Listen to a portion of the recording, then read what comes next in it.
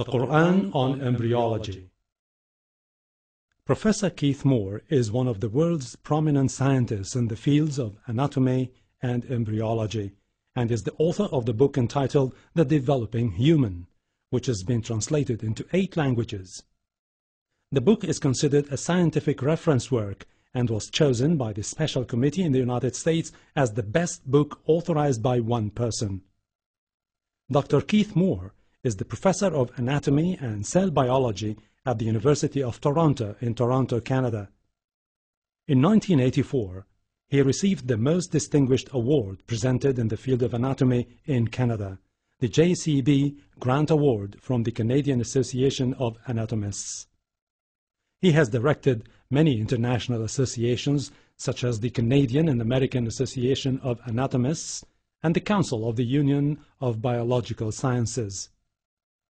Let's now listen to what Professor Keith Moore has to say about the revelations found in the Quran 1400 years ago, and what science has only recently been able to find out through detailed investigation.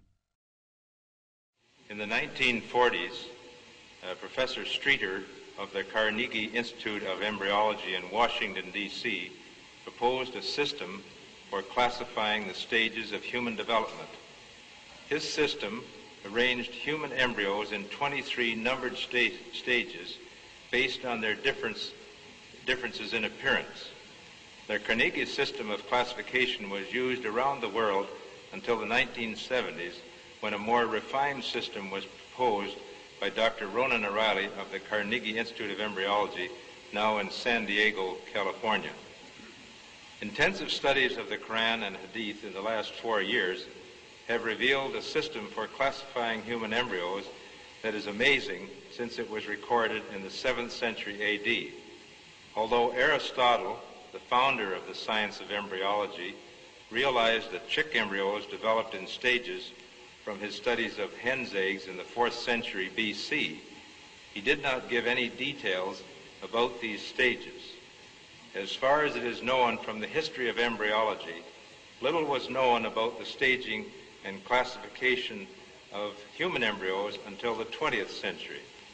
For this reason, the descriptions of the human embryo in the Quran cannot be based on scientific knowledge in the 7th century. The only reasonable conclusion is that these descriptions were revealed to Muhammad from God. He could not have known such details because he was an illiterate man with absolutely no scientific training. The first stage is adafk, and you'll have to apologize for my pronunciation. This is from Surah Tariq 6. He is created from a drop emitted. This Arabic term refers to the forceful emission of fluids which occurs during ejaculation in the male and ovulation in the female. The male secretions, called semen, contain the spermatozoa, and the female secretions, called follicular fluid, contain the ovum. This is the stage of fertilization and the nutfa, and after this is what we call the zygote, referred to in the Quran as the nutfa, and the nutfa undergoes division, which we call cleavage, as it passes down the uterine tube. And so these are the stages of the nutfa here as it undergoes cell division. This term is used several times in the Quran when referring to the beginning of development. After examining all these references, it is concluded that nutfa refers to the small drop of fluid containing the sperm and the ovum. The term nutfa is also used to refer to the dividing zygote as it undergoes cleavage, cell division, and passes along the uterine tube to enter the uterus. This surah says, "Then he made his progeny from a quintessence of the nature of fluid despised." Sulala is an Arabic term, refers to the gentle extraction of the germ or sex cells from the millions that are produced. There are 300 to 500 million sperms in the ejaculate of a healthy young male. Only one of these is extracted from the semen to fertilize the ovum. This shows a photograph of the millions of sperm when they are ejaculated, and only one of these several million sperms is drawn out, which is what is suggested by the word sulala. Now, the same in the case of the ovary. Only one ovum reaches maturity and is expelled from the ovary, and it is extracted from the many thousands that are available in the ovary. Again, the idea of extraction, or sulala. The next stage is amshaj, surah ad der tu. Verily we created man from a mixture of a germinal drop.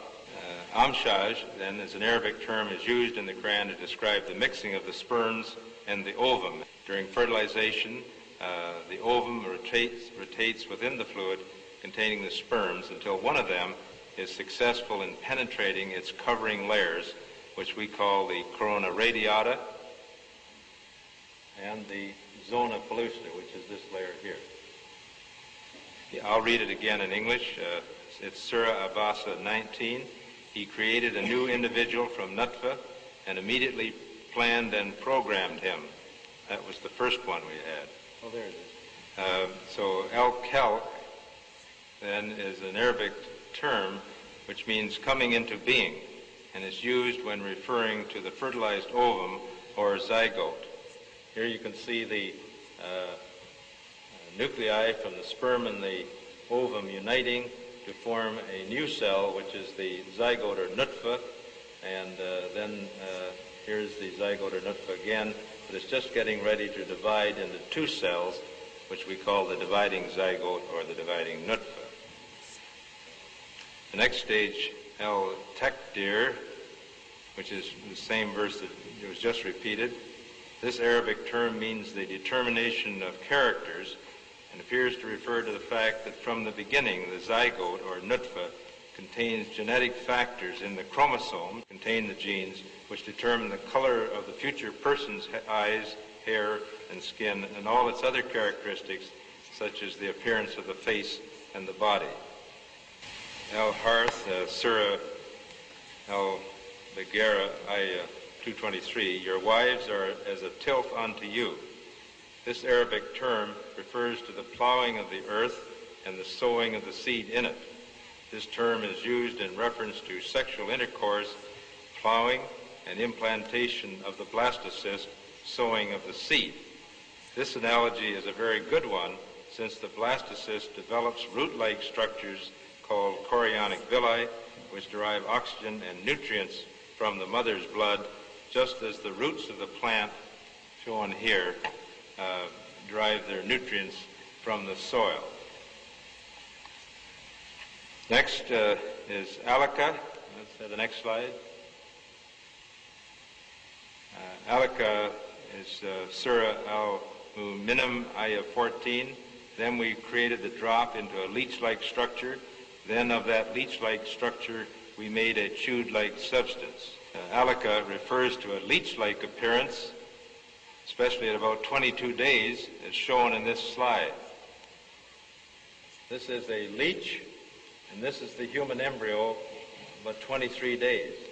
I think you have to agree that the similarity between these structures is amazing, and that it is truly, the human embryo is truly leech-like. The leech-like embryo is attached to the chorionic sac, which is embedded in the maternal blood and attached to the maternal endometrium, or the lining of the uterus.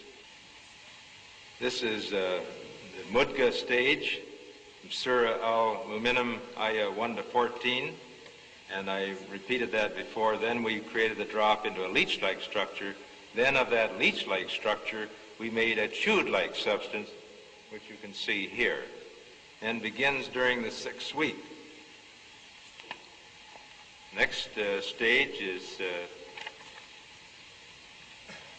Al-Kissa Bil-Lan, Surah Al-Mu'minum, Ayah 14. Then we clothe the bones with flesh. So in the previous stage, then we had the bones, and then we covered the bones with flesh. So this Arabic term means a clothing with flesh, and after the bones form, they become surrounded or clothed by flesh or muscles, which acquire attachments to them.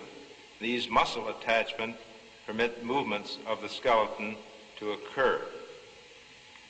Now this is the final stage of development called alicia. Then we developed of him another creation. Alicia means growth or coming into being.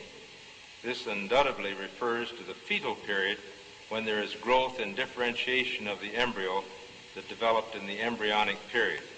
The rate of body growth during the fetal period is remarkable, especially between the 9th and 16th weeks. You can notice how quickly it's growing in this nasha stage, or fetal period as we call it. The next stage is al-qabliya.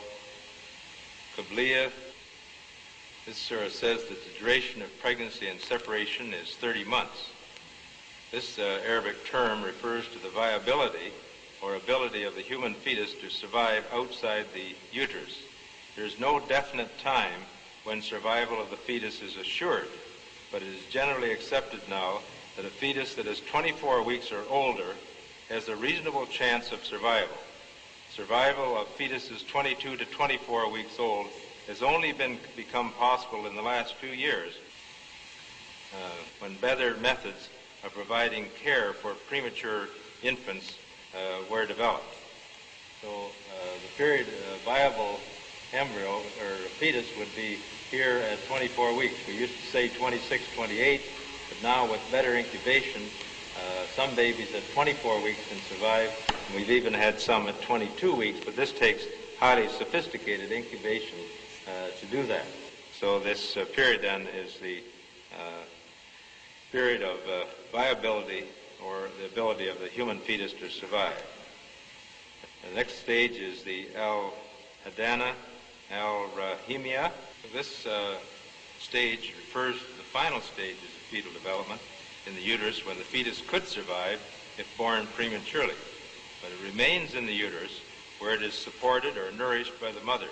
In most cases, therefore, the uterus acts as an incubator for the premature infant.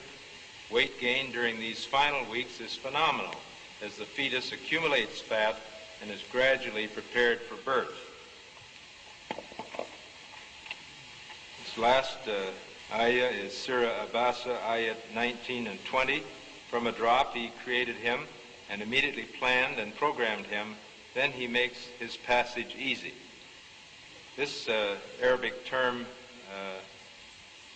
means to make the passage easy. It is well known that as the time of birth approaches, the maternal tissues of the cervix and the joints of the pelvis become looser so that the passage of the fetus through the fetal canal will be facilitated. This process, initiated by hormones in the mother's blood, accelerates during the early stages of labor or delivery of the baby. As the amniochorionic sac, that is the bag of waters surrounding the baby, expands near the time of birth, it protrudes into the cervix, that is the neck of the uterus, and causes it to dilate. When the amniochorionic sac ruptures, the amniotic fluid provides a slippery pathway for the fetus to pass along the cervix and vagina to the outside of its mother. All the above occurrences facilitate the birth of the baby, that is, they make the passage easy. The stages of embryonic and fetal development mentioned in the Quran should be used when teaching Muslim students because they are in accordance with our modern understanding of the development before birth. It will also enable Muslim doctors and nurses to explain human development to their patients using Quranic references. Muhammad could not have known these facts about human development in the 7th century because most of them were not discovered until the 20th century. Muslims and others are justified in concluding that these facts could only have been revealed to Muhammad by the one who knows all about us, not only about how we developed, but how we live and function.